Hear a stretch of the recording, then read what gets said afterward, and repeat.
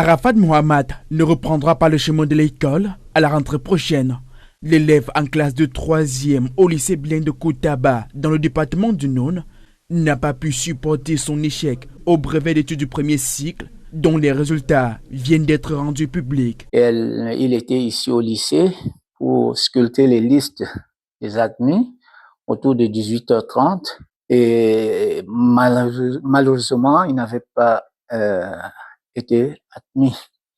Alors, cette situation a provoqué, n'est-ce pas, un choc émotionnel tout simplement. Je lui ai demandé, qu'est-ce que tu vas faire maintenant? Il m'a dit, bon, je ne sais pas, je ne sais même pas si je vais encore continuer.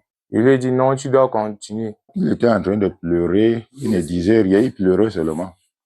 Il pleurait seulement, mais on était là, on essayait de le calmer, mais il ne faisait que continuer à pleurer.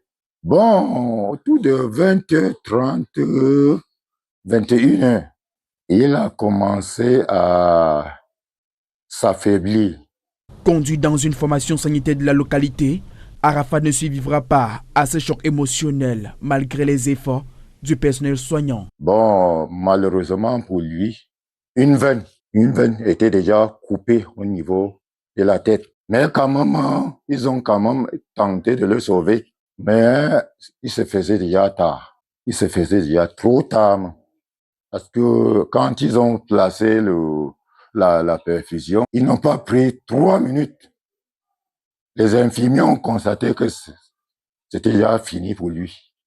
Une disparition brusque qui ouvre le débat sur la gestion de l'échec aux examens officiels, qui n'est toujours pas une pilule facile à avaler chez de nombreux apprenants. Il avait peut-être peur que peut-être au niveau de l'établissement, à la rentrée, bon, il devait voir ses camarades qu'il composait avec eux, qui ont eu, et il devait être un peu stressé. Oui, parce que il faut vraiment faire comprendre aux enfants que tout ce que nous faisons ici, c'est passager. L'examen, ce n'est pas une fin en soi. Donc, on peut réussir tout comme on ne peut pas réussir. Donc, quand on part déjà faire l'examen, c'est pour échouer ou pour réussir.